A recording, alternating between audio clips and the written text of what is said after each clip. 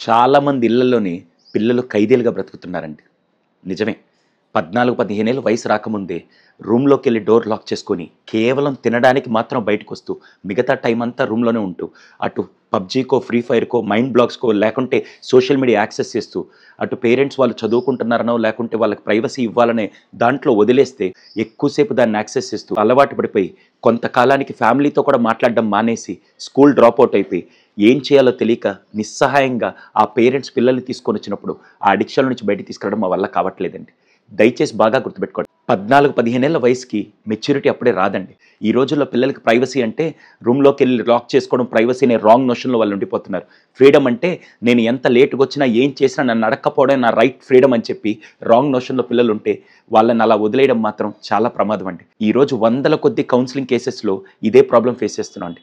దయచేసి రూమ్స్ అనేవి పిల్లలకి రెస్ట్ తీసుకునేదానికి ఉండాలి తప్ప పేరెంట్స్ నుంచి హైడ్ అవ్వడానికి కాదండి. దీని మీద మీ అభిప్రాయం ఏంటో కింద కామెంట్ సెక్షన్‌లో తెలియచేయండి.